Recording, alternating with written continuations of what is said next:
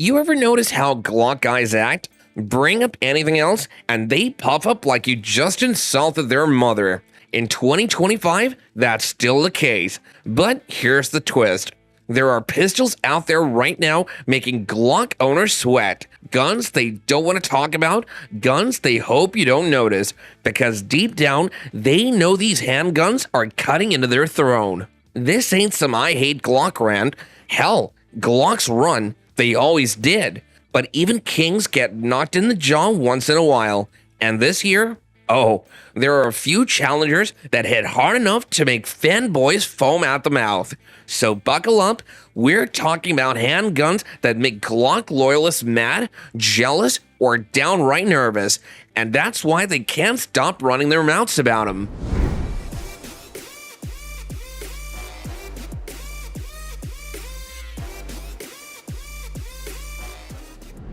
Now, I've seen a lot of pistols that make men pop up their chest, but hand this here VP9 to a Glock fella and watch how quick the grin fades.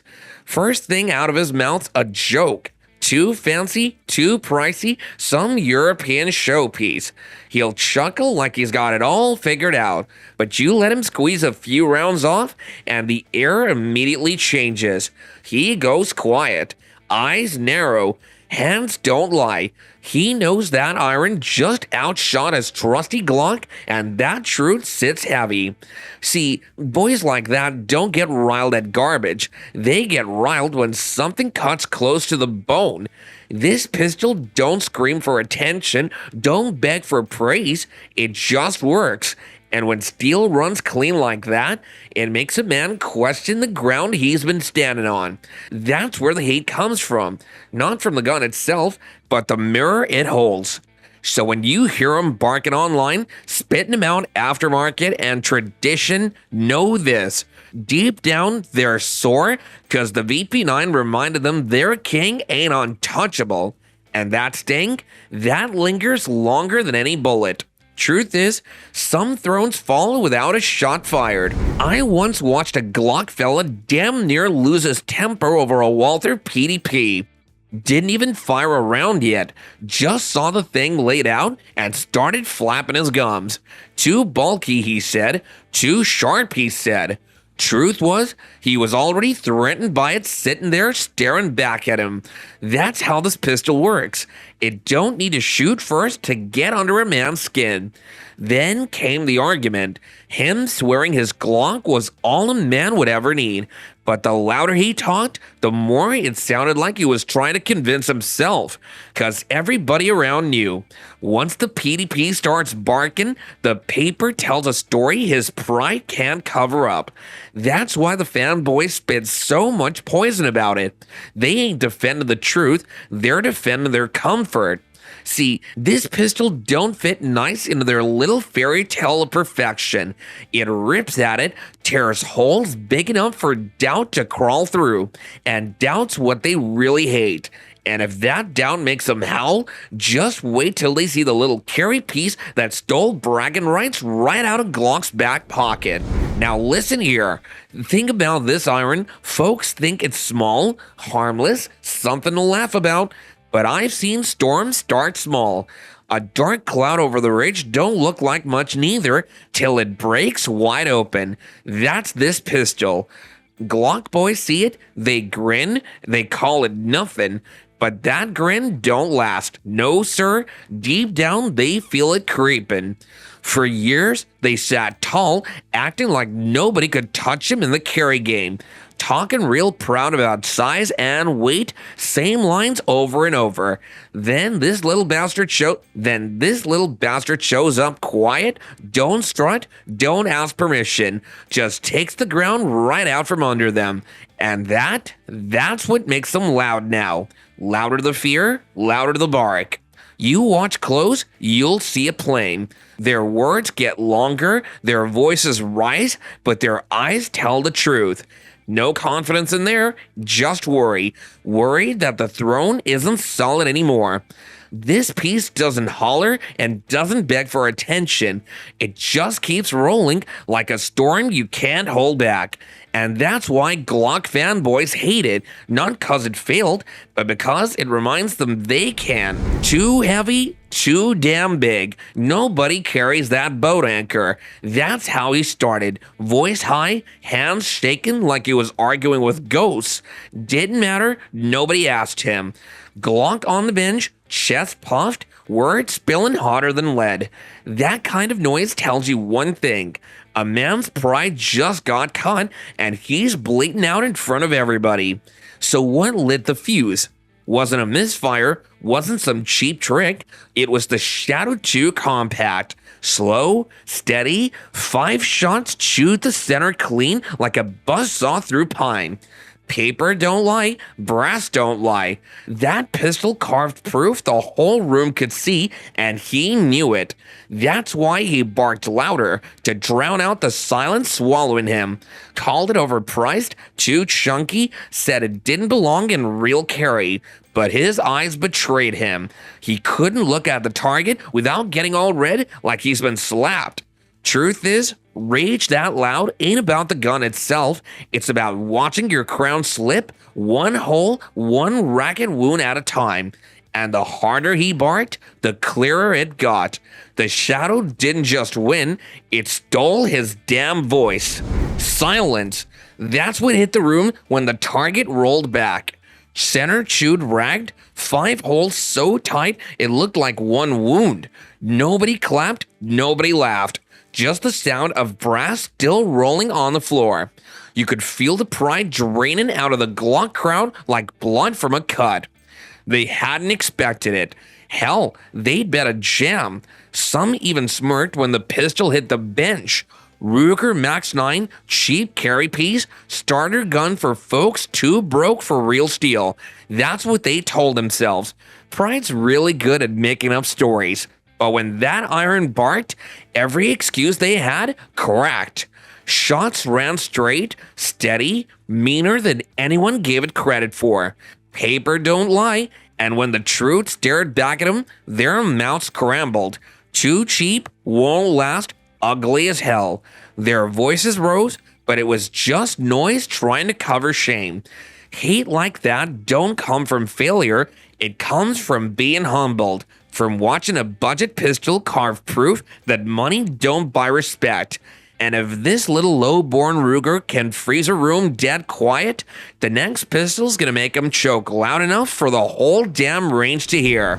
It's not noise that gives this one away, it's the silence.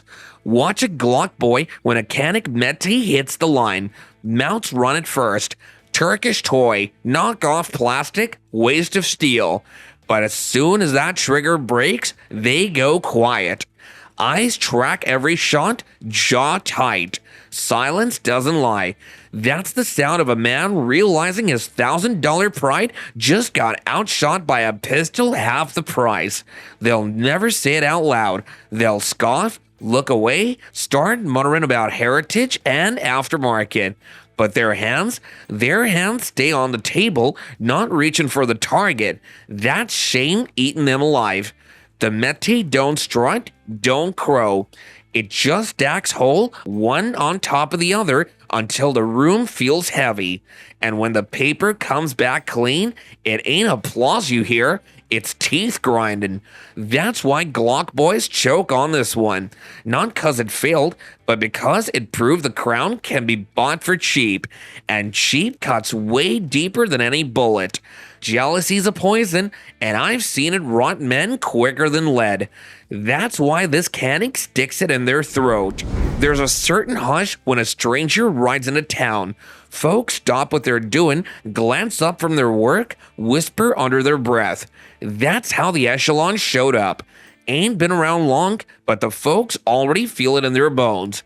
This iron ain't here to play nice.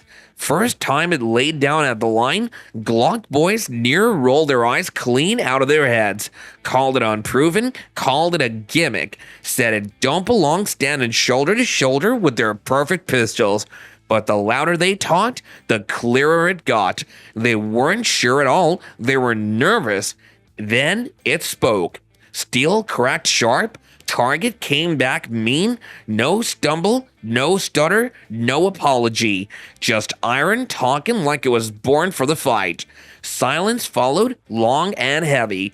Prideful men shifted their boot, looking anywhere but the paper that told the truth. That's why they spit so much poison at it now.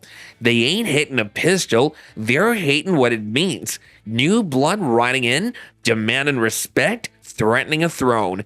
And if that unsettled them, the next pistol will set fire to every excuse they ever clung to. Men spit as soon as they hear the name Legion. Call it old, call it heavy, say it's a relic that's better off on the ground. They bark loud, talking shit like it makes their Glock look any less like sexy, shitty toys. But I've seen their eyes when this bastard speaks. Ain't scorn in there, it's fear hiding under all that noise. First crack, deep, mean, steady. Papers tear clean, holes stacking like a hammer driving nails. Every shot says the same thing, proven. And them boys laughing a minute ago, they go quiet real quick. Boots shuffling, mouths dry, like they'd rather not stand in the same room as this pistol. Their pistols ain't failed yet, sure, but next to this old workhorse, they look weak, green. The Legion don't give a damn about glory, don't give a damn about praise. It's walked through hell already. Hell don't hand out trophies. Hell hands out scars. That's the weight this steel carries. Scars earned in fights the young ones can't even picture.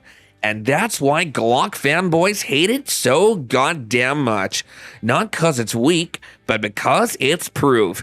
Proof that their king ain't untouchable. Proof that old iron still buries pride. Some irons come in loud, flashing like they're begging for a crowd. But not this bastard. CC9 walks quiet, cuts quieter, like a knife slit through the dark. Glock boys see it and snicker, call it overbuilt, call it tactical shit for weekend warriors. They laugh hard, 'cause laughing's easier than admitting what's crawling up their spine. Then it fires. No show, no roar. Just steel barking clean, grip stacking tighter than they care to look at. That's when the smirks die off. I've seen him mumble, shuffle, scratch at excuses.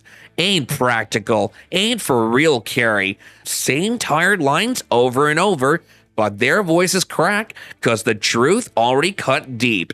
This thing just outshot their so-called perfection without even trying.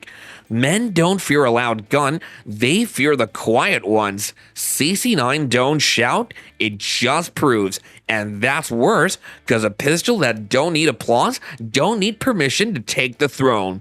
That's why Glock boys spit venom, because hate's all they got left when their pride's been gutted clean. If a shadow like this can gut him in silence, wait till you see the next iron step up and smash what's left. Now this one stings Glock boys different. P10C ain't some oddball import or gimmick gun. It's their own damn language. Polymer frame, striker fired, built to run. Only thing is, it ain't a Glock. And that right there feels like betrayal to them. You bring it up and watch what happens. First thing out of their mouths is always the same. Cheap, copy, wannabe, CZ trying too hard. They spit that before a round even leaves the chamber, like getting the word out quick will keep the hurt away. But then it fires and everything changes. Group stack center, trigger breaks clean, recoil steady. Suddenly, them excuses don't sound so big. And that's where the hate comes from. Glock boys can laugh off junk guns all day. They can brush aside budget trash, but a pistol that looks them in the eye, speaks the same polymer tongue, and proves it can do the job better, that's the cut that don't heal. So yeah, they bark louder, sneer harder, call it every name under the sun, But the more noise they make, the more they show what's really going on. P10C made their perfection look ordinary, and that burns hotter than hellfire. Old boy leaned over at the range ones, voice low, eyes sharp. "Watch that little FN," he said. I near laughed. This thing looked like a pocket piece, nothing worth a second glance. Glock boy sure thought so, smirking, calling it a toy, a waste of steel. They were loud about it too, laughing like they already won. But then the old man went quiet, loaded up slow, steady hands. First shot cracked, then another, then another. Target rolled back, and hell if it didn't look like one ragged hole shoot straight through the center. Didn't brag, didn't grin, just set it down. The Glock crowd, faces soured like spoiled milk. Some muttered about size, about it being too plain, too small to matter. Others shuffled like they seen a ghost. That's the thing about hate. It don't show up when a gun fails. It shows up when a pistol this small cuts your pride clean in half. That old boy was right. You don't laugh at the effing 503. It don't bark loud, it don't strut, but it leaves a mark you can't wash off. And if that little whisper of a steel can gut a room like that, the next iron's gonna thunder twice as hard. God damn, I tell you, even Glock boys don't love this beast. Too heavy, too fat, too much recoil, they moan like school kids with bruised hands. 10 mil rounds cost more than their bar tab. Grip feels like holding a brick. Slide pounds like it's trying to break bone. But you notice they still watch it every damn time. That thunder shakes a range different, snaps heads like a rifle went off. Targets come back shredded. Not heat, not polite, ripped. And suddenly, all that talk about too impractical sounds thin. They'll sneer louder, claim it can't carry material, ain't duty ready. Just a bare gun for hunters. Bullshit. They hate it because it don't care about their excuses. Hate it because it makes their little compacts look like toys. Hate it because it proves power ain't supposed to be comfortable. This Glock don't need friends. It don't need fanboys. It's a dog chained in the yard, barking so hard the neighbors don't sleep. Too mean to be tamed, too real to ignore. And if one of Glock's own can rattle him this bad, imagine what happens when the next deal hits the table. Hell, about time Smith & Wesson woke up.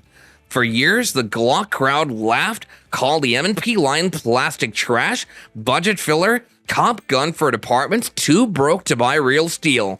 Then this thing dropped, the 2.0 metal, and the room got awfully quiet. You pick it up, it don't feel like no rental range toy. Cold frame, weight where it ought to be, balance meaner than a preacher's stare.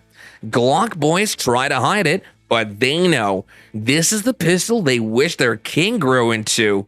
They'll bark, sure, say it's too heavy, too gimmick, not proven. Same old excuses, same old spit. But every time that trigger snaps and that slide runs like glass, they look over their shoulder like somebody just stole their wallet. This ain't plastic confidence, this is iron talking, and it makes them nervous because it shoves their whole argument in the dirt.